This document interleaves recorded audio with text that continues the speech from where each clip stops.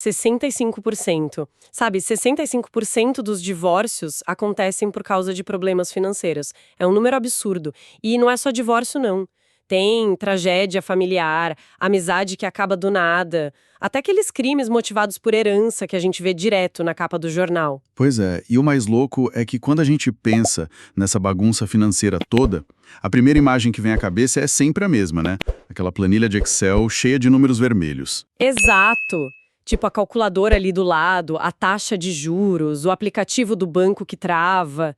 A gente tenta, de todo jeito, tratar o dinheiro como uma ciência exata, assim, uma matemática super fria. Mas aí que tá. O choque real do material que vamos destrinchar hoje, que é o livro Dinheiro é Emocional, do Thiago Brunet, lançado em 2014, não tem absolutamente nada a ver com matemática. Nada a ver. A grande tese dessa nossa análise de hoje, a missão desse nosso mergulho profundo nas fontes, é entender que o extrato bancário de quem nos ouve é, na verdade, um diário muito bem detalhado de emoções não resolvidas.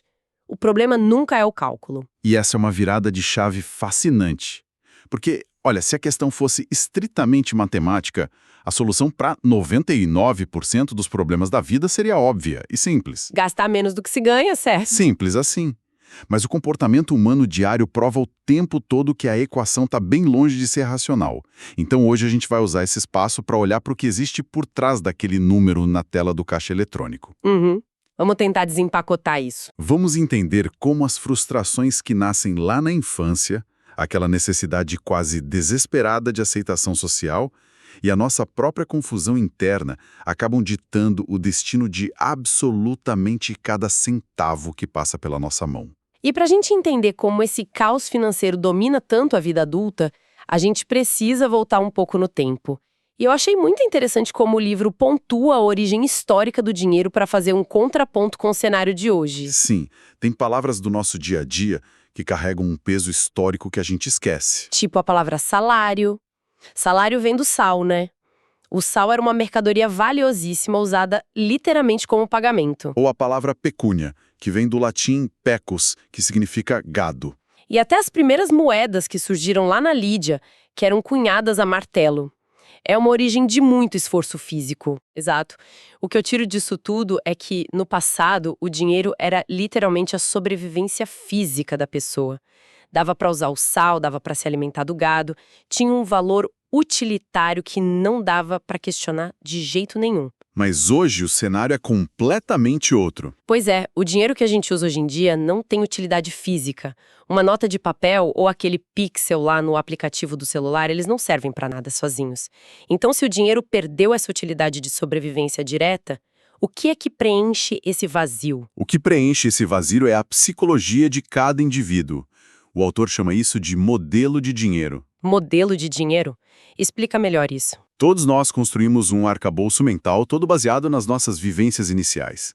Quando o dinheiro deixa de ser uma ferramenta prática, tipo sal ou gado, ele vira uma tela em branco. E o que é que o ser humano faz com uma tela em branco? Ele projeta, imagino eu. Ele projeta, exato. O papel moeda passa a ser um símbolo de poder, de dor, de alegria, de proteção. Ou, na esmagadora maioria das vezes, um símbolo de pura vergonha. Nossa, é bem aí que o livro entra com umas histórias muito íntimas do próprio autor que ilustram exatamente essa tal dessa projeção. Ele relata, por exemplo, que na infância ele estudava numa escola de classe média alta. E a família dele não passava necessidade, né? Não. O pai era militar, eles tinham uma vida digna, mas não tinham o mesmo nível de luxo dos colegas. Essa galera chegava de motorista particular e tudo mais. E o pai dele levava ele para a escola num chevetinho vermelho. Isso, um chevette vermelho. E a reação dele, olha só, a reação dele como criança era entrar no carro correndo e cobrir o rosto com a própria camisa para não ser reconhecido. É muito forte pensar que o problema ali não era a falta de transporte ou a falta de afeto do pai. O problema era a comparação imediata com o ambiente. O peso do ambiente molda a percepção de valor de uma criança de um jeito muito cruel, muito implacável. Com certeza. A vergonha que ele sentia ali não vinha da escassez de algo essencial para viver. Vinha de uma discrepância social que ele percebia. E isso vai criando marcas. Tem outro momento que ele narra que, nossa, chega a cortar o coração, mas explica bem essas marcas. Ele e os irmãos foram numa inauguração de um fliperama, que era algo super moderno na época. Todo mundo queria ir, né? Todo mundo. Aí o pai deu R$ 30 para cada um deles. Para eles era um dinheirão, estavam radiantes, prontos para gastar tudo nas máquinas lá. Até que uma amiga do grupo chegou perto. Essa era a filha de um líder religioso de bastante prestígio, se não me engano. Ela mesma. Ela perguntou quanto ele tinha levado. Ele respondeu todo orgulhoso, falei que tinha R$ 30.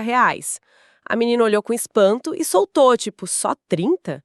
Meu pai deu R$ 200 para cada uma das minhas irmãs e para mim. Nossa, é pesado. Muito.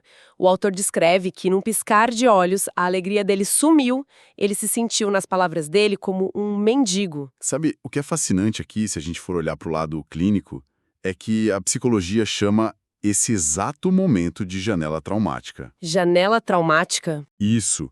E para quem está ouvindo a gente entender a gravidade disso, uma janela traumática não é só uma lembrança ruim.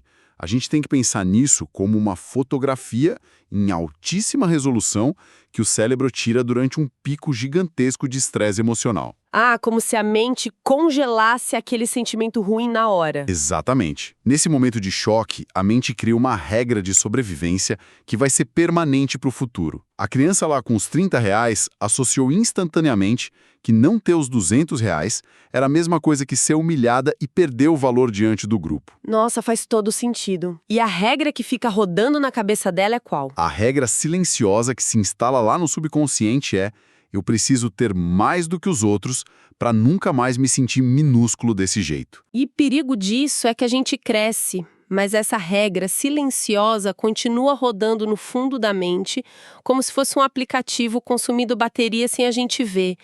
E o livro traz o caso de um cliente para ilustrar isso, o Osvaldo. O consultor financeiro. Isso. O Osvaldo se tornou um consultor bancário de muito sucesso, um cara literalmente milionário. Mas ele tinha uma peculiaridade meio estranha. Ele possuía cerca de 200 pares de sapatos de grife. 200 pares é muita coisa. É um absurdo. E ele nunca repetiu um par. Nas reuniões de negócios, ele cruzava as pernas de um jeito super performático, quase ensaiado, só para garantir que a marca do sapato ficasse bem visível para todo mundo na sala. E aí, quando o autor foi investigar isso a fundo, ele questionou sobre a infância do Osvaldo. Pois é, e nessa hora o Osvaldo desabou a chorar. Ele contou que o pai dele era motorista de ônibus e a mãe costureira. Eles fizeram um sacrifício gigantesco para colocar ele numa escola de ponta. Só que nessa escola, a galera toda usava o tênis da moda. E o Osvaldo não tinha como acompanhar. Não tinha. Ele passou 3 anos inteiros indo para a escola com o mesmo tênis velho, sofrendo humilhação diária no recreio. Então, assim, beleza, vamos desempacotar isso. É como se o nosso cartão de crédito fosse, na verdade, um curativo caríssimo tentando tampar o machucado invisível que a gente sofreu lá aos 10 anos de idade. Essa analogia é exata. O Osvaldo adulto estava, na real, comprando sapatos de grife para o Osvaldo criança. Era uma tentativa desesperada de calar as vozes dos colegas que zombavam dele décadas atrás. O que é complexo analisar aqui é como o dinheiro físico ganha esse peso impossível de tentar reescrever o passado. Que é um peso que o dinheiro não dá conta de carregar, né? Não dá. E quando falta inteligência emocional e autoconhecimento para a pessoa, ela usa o papel moeda, ou sei lá, aquele limite infinito de um cartão black, como um anestésico. E o problema central de qualquer anestésico é que o efeito sempre passa. A euforia da compra dura o que algumas horas, talvez dias. Sim, mas a ferida original continua intacta lá no fundo, cobrando uma dose cada vez maior da próxima vez. Mas espera aí, deixa eu bancar a advogada do diabo por um instante. Será que absolutamente toda compra que a gente faz é só um reflexo de um trauma antigo? Onde é que a razão entra no meio disso tudo?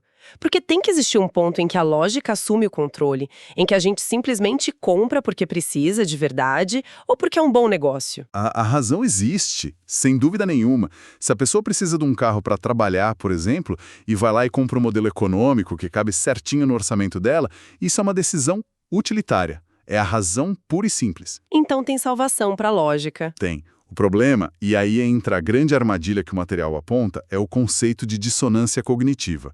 Na ausência de uma vigilância emocional, o nosso sistema límbico, que é a área do cérebro que processa as emoções, ele basicamente sequestra o córtex pré-frontal, que é o nosso centro lógico. Um sequestro mental, literalmente. Literalmente, a emoção toma a decisão irracional de comprar os 200 pares de sapatos só para aliviar a ansiedade. Mas o cérebro não gosta de parecer irracional. Então o que ele faz? Ele instantaneamente contrata a nossa lógica para atuar como uma espécie de gerente de relações públicas. Ah, entendi. Para criar uma desculpa. Exato. A lógica inventa uma justificativa perfeita. O cara pensa, eu sou um consultor milionário, a minha imagem é o meu cartão de visitas, eu preciso desses sapatos caros para transmitir credibilidade para os clientes. Mentira que a pessoa conta para ela mesma se sentir melhor. É uma mentira extremamente bem contada. E isso faz todo sentido e me leva perfeitamente para o próximo ponto do livro. Porque a gente consegue ver como essa regra de sobrevivência da infância escala muito, mas muito mesmo, para ambientes de altíssima pressão na vida adulta. A gente passa a ter um desejo irracional por coisas que não precisamos, mas que parecem prometer resolver uma insegurança na mesma hora. É a compensação, né? Isso. E o próprio Thiago Brunet relata um deslize pessoal dele nisso. Ele conta que recebeu um e-mail extremamente agressivo de um amigo. Ele diz que o sangue ferveu, que ele sentiu uma asfixia emocional muito forte. Uma pancada no ego. Uma pancada enorme. E sabe qual foi a ordem imediata que a mente dele deu? Para fugir dessa frustração absurda, vá comprar alguma coisa. É o reflexo clássico. E para onde ele foi? Ele se viu parado na frente de uma loja de antiguidades. Detalhe, é um tipo de coisa que ele nem sequer gostava ou colecionava. Ele estava ali, pronto para gastar uma verdadeira fortuna em peças decorativas de luxo, só para sentir aquele conforto anestésico. E ele chegou a comprar? Felizmente, ele teve clareza na hora. Ele relata que travou uma batalha mental pesada ali na calçada mesmo, por uns 40 minutos, e no fim conseguiu ir embora sem comprar a peça. Olha, essa história é brilhante porque ela ilustra perfeitamente o reflexo exato de compensação acontecendo em tempo real. O ataque verbal lá no e-mail causou uma dor profunda nele. Uma diminuição brutal da autoestima naquele momento. A ferida abriu de novo. Isso. A mente, para tentar entrar em modo de defesa e restaurar o equilíbrio interno, sugere logo uma ação que demonstre algum poder e algum controle. E na nossa sociedade contemporânea, o poder de compra foi totalmente fundido com o poder pessoal. Gastar o dinheiro se torna aquele grito de olha para mim, eu tenho controle sobre o meu ambiente. Certo, mas e quando o ambiente exige que você demonstre esse controle? O livro narra o caso de um executivo lá de São Paulo que comprou um Rolex absurdamente caro, tipo minutos antes de uma reunião com grandes investidores. Esse caso é clássico. E aí eu te pergunto, na selva de pedra do mundo corporativo, o cara aparecer sem o uniforme esperado, sem um relógio de luxo, não pode literalmente custar para ele um negócio de milhões? Isso não seria, sei lá, um investimento estritamente matemático e racional? Sabe, essa é justamente a justificativa do gerente de relações públicas da mente que eu acabei de mencionar. Tá, então é desculpa de novo. Totalmente. Quando o caso desse executivo em particular foi destrinchado lá, ficou muito claro que a motivação não era, nem de longe, um cálculo de retorno sobre o investimento. Foi puro pânico.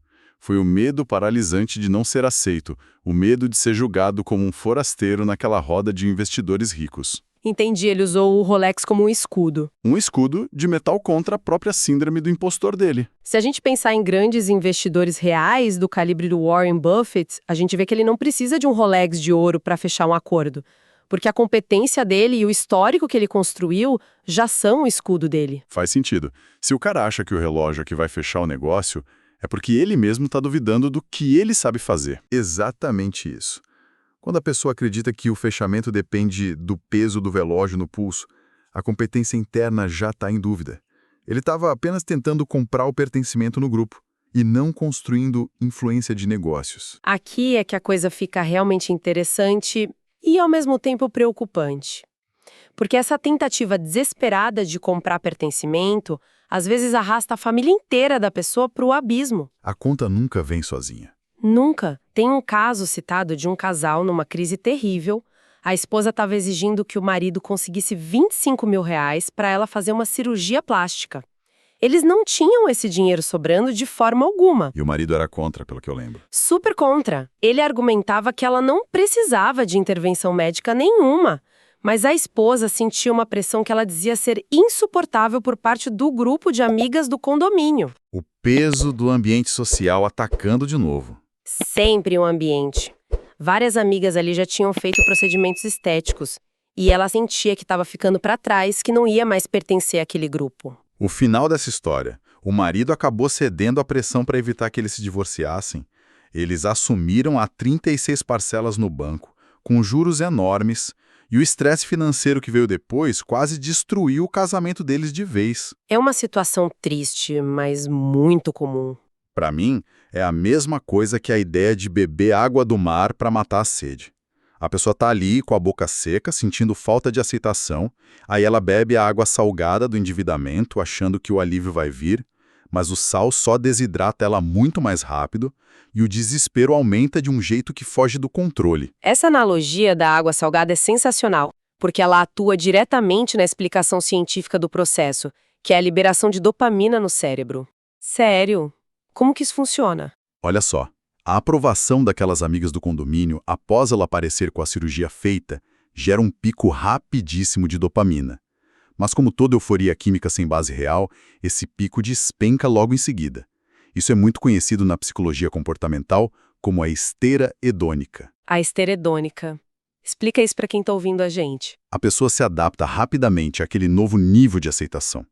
O efeito de alegria daquela compra ou daquela cirurgia desaparece e ela se vê obrigada a procurar o próximo procedimento estético, a próxima bolsa de marca, a próxima viagem para a Europa, só para tentar manter o mesmo nível básico de felicidade de antes. Caramba! E enquanto isso, a conta bancária vai só sangrando. Exato. A tirania do ambiente é muito implacável. É assustador. O ambiente molda as pessoas de um jeito que elas gastam tudo que nem tem. Mas o material ressalta uma coisa importante, que nós fomos feitos para governar os ambientes e não para sermos governados por eles. Então a pergunta é, como é que se quebra esse ciclo maldito da dopamina? Como alguém toma as rédeas da própria cabeça e para de se endividar para impressionar quem, no fundo, nem se importa com ela? Se conectarmos isso com o quadro geral, a resposta estrutural passa por entender e aceitar que o dinheiro é um péssimo senhor, mas um excelente servo. A falta de governança sobre as próprias finanças é só o sintoma mais visível de uma falta de governança muito mais profunda sobre as próprias emoções. Entendi. Falta o controle interno. Sim. Quem não decide com clareza o que quer para a própria vida, acaba inevitavelmente sendo arrastado pela correnteza para viver os sonhos dos outros. E claro, a fatura dos sonhos dos outros chega no seu nome e no seu CPF. Assumir essas rédeas exige algo maior. Exige que você defina o seu próprio propósito de vida. O que nos leva para uma bifurcação que eu achei fantástica durante a leitura. Se gastar rios de dinheiro só para provar alguma coisa para o vizinho é um erro terrível, será que querer ter muito dinheiro, o desejo puro de enriquecer, é algo ruim por si só? É uma excelente pergunta. O livro é muito claro em separar a ganância da ambição saudável. E a diferença principal não está lá no valor financeiro que a pessoa alcança, mas no propósito, na motivação por trás daquilo e em quem é que vai ser beneficiado com esse dinheiro. A distinção é vital para quem quer ser saudável emocionalmente. A ambição é uma energia limpa, digamos assim. Ela visa o progresso, a construção de soluções e frequentemente tem um impacto coletivo muito positivo. A ambição constrói pontes na sociedade. Já a ganância é estritamente individualista e tóxica. É o acúmulo pelo acúmulo. É aquele foco obsessivo da pessoa apenas em si mesma, não se importando nem um pouco com o rastro de destruição que ela vai deixando pelo caminho. Para ilustrar bem essa diferença, tem uma história de uma viagem que o autor fez ao Japão em 2014, numa cidade que fica bem próxima a Tóquio. Ele chegou lá e viu ruas perfeitas, canteiros que estavam sendo modernizados do zero, uma infraestrutura impecável sendo montada. Não entendeu. Ele perguntou a um empresário local por que a cidade toda parecia um canteiro de obras tão incrivelmente organizado. E o empresário riu para ele e disse apenas: Olimpíadas. Olimpíadas. O autor ficou super confuso porque as Olimpíadas seriam dali a vários anos ainda, lá entre 2018 e 2020. E aí a gente pensa, né? Enquanto isso, o Brasil, na mesma época, estava lidando com um caos absoluto de obras atrasadas para os nossos eventos globais. A diferença de cultura é gritante. Muito gritante. A ambição japonesa relatada nessa experiência é uma ambição coletiva. Eles trabalham duro, acumulam recursos gigantescos, mas aplicam isso na melhoria do ambiente para todo mundo e com extrema antecedência. É o dinheiro servindo a um propósito muito maior do que o ego de uma pessoa só. A ganância jamais faria um planejamento para o bem comum. Esse contraste que você trouxe é o cerne do que o autor chama de governo emocional sobre o dinheiro. E o material expande esse conceito usando uma lente muito interessante para a análise, que ele chama de inteligência bíblica. Achei essa parte super curiosa, inclusive. Pois é, independentemente de qualquer crença religiosa que o leitor tenha, o livro pega narrativas históricas muito antigas e usa elas como estudos de caso reais de falta ou de presença de inteligência emocional. E eles analisam o caso de Judas, sob essa ótica psicológica que a gente vem discutindo. Sim, eu lembro dessa parte. Judas era meio que o tesoureiro do grupo, né? Ele que gerenciava as doações, que eram altíssimas na época. Ele administrava recursos que hoje, se a gente fosse converter, seriam equivalentes a milhões. E a grande sacada é que o texto frisa de um jeito muito forte que ele não traiu Jesus por causa de dinheiro em si. O preço que ele recebeu, as famosas 30 moedas de prata, era só o valor comercial de um escravo na época. Não era tipo a fortuna do século. Exato. Não era uma quantia que mudaria a vida de alguém que já controlava as finanças da organização inteira. A traição do Judas foi uma ruptura emocional severa, uma falência interna que não tinha a ver com o saldo devedor. Foi uma perda completa de propósito. E o livro compara o Judas com o Pedro. O Pedro também cometeu uma traição, ao negar o grupo porque estava com muito medo. Mas a reação que cada um dos dois teve logo depois disso é o que ditou o futuro deles. Essa análise psicológica é crucial para a gente entender a nós mesmos. O Judas, consumido por uma dissonância cognitiva absurda que ele não conseguiu reconciliar e pela emoção desordenada da própria culpa, acabou tirando a própria vida. O dinheiro lá não salvou ele de nada. Pelo contrário, as moedas só ampliaram o vazio que ele estava sentindo. E o Pedro? O Pedro vivenciou exatamente o mesmo nível de estresse emocional, a mesma dor do fracasso. Mas ele conseguiu fazer o que a gente chama de reedição da janela traumática, através da reflexão e principalmente de um reencontro com aquele propósito que ele tinha perdido, ele reconfigurou o momento de fracasso dele. Ele transformou a vergonha que ele estava sentindo em combustível para liderar o grupo depois. As falhas financeiras ou morais catastróficas que a gente vê por aí quase sempre têm a verdadeira origem na emoção que saiu totalmente do controle e não na planilha de números. Falando em origem, a leitura traz uma curiosidade histórica sobre a origem do nosso país que eu achei genial. Mostra como essa emoção se conecta até com a macroeconomia. É a origem da própria palavra brasileiro. O sufixo da palavra, né? Isso. Na nossa gramática, o sufixo eiro, tipo empedreiro, marceneiro, padeiro, esse sufixo sempre denota a pessoa que trabalha numa função específica. Então, originalmente, brasileiro não era o nome de um povo ou de uma nacionalidade. Era o termo usado para designar aquele trabalhador braçal que era explorado cortando pau-brasil lá no começo. A profissão de cortar a madeira. Exatamente. O argumento que o livro traz é que uma nação que foi forjada sob tanta extração e sob tanta exploração assim, acaba herdando ao longo das gerações que vêm depois uma cultura que é baseada na sobrevivência crônica e naquela famosa mania de tentar tirar vantagem de tudo. É o famoso jeitinho levado para o lado tóxico da sobrevivência. A memória coletiva de que tudo pode ser roubado a qualquer momento cria um comportamento emocional de ansiedade com os recursos que é muito difícil de apagar. Essa ansiedade dita a ética e os gargalos econômicos de um país inteiro até os dias de hoje. É o que chamamos de trauma epigenético, essa memória cultural coletiva de desconfiança. O ambiente é percebido pela mente como sendo hostil o tempo todo. Mas espera aí. Sabendo de tudo isso agora, se até o tesoureiro da figura mais influente da história perdeu o controle emocional, Qual é o escudo prático para a pessoa que nos ouve agora não cair nessa mesma armadilha? Como é que a gente se protege dessa água salgada que o ambiente empurra pra gente? É só pegar um caderno bonito e escrever minhas metas pro ano lá e tá tudo certo? Olha, vai muito, mas muito além de simplesmente listar algumas vontades num caderno no dia 1º de janeiro. O livro detalha muito bem a necessidade de se criar o que ele chama de cartaz mental.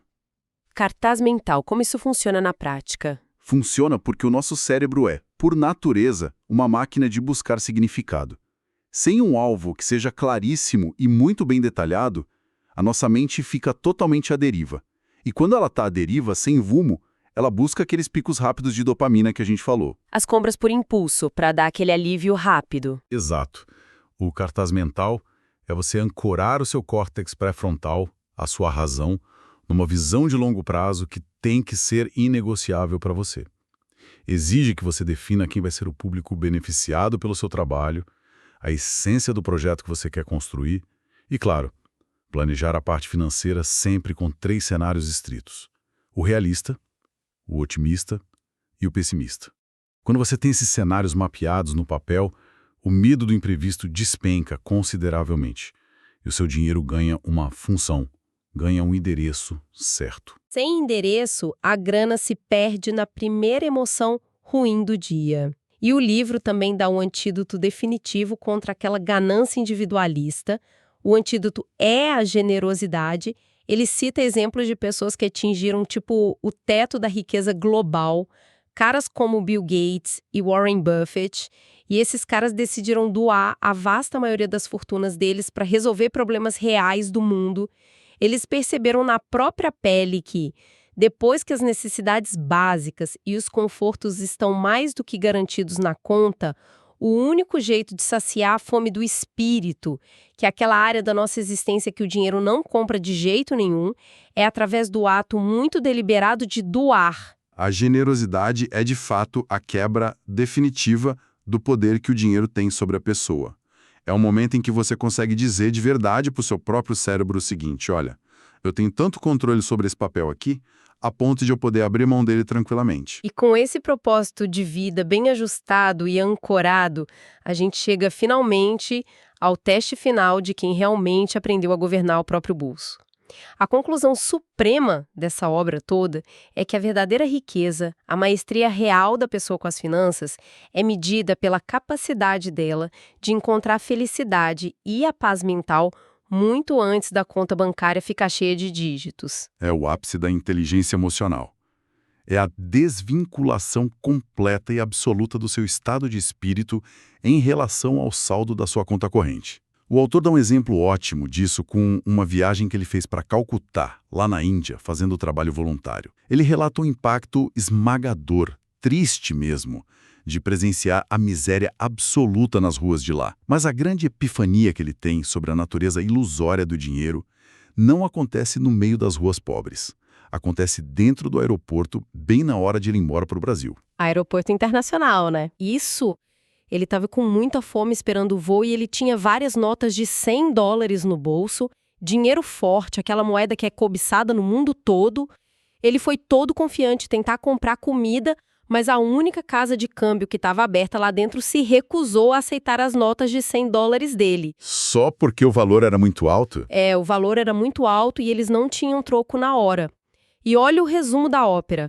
O cara estava com dólares fortes na mão, mas ficou com fome no aeroporto.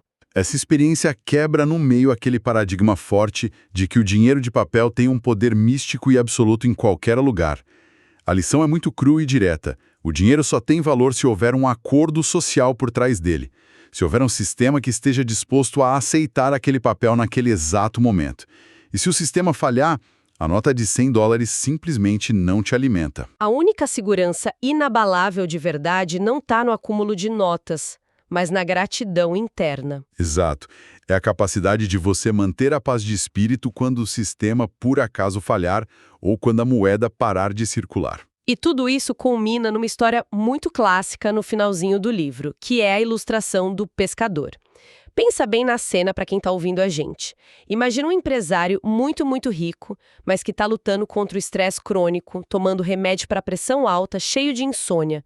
E esse cara tira uns dias para ir numa praia bem isolada lá no Nordeste tentar relaxar. E lá ele encontra o pescador local. Exato. Pescador super tranquilo, que pega ali os seus 150 peixes por dia, de boas, e com isso ele sustenta a família dele confortavelmente. O empresário, com aquele cérebro mega condicionado pela expansão infinita das empresas, não aguenta ver aquilo e diz pro pescador.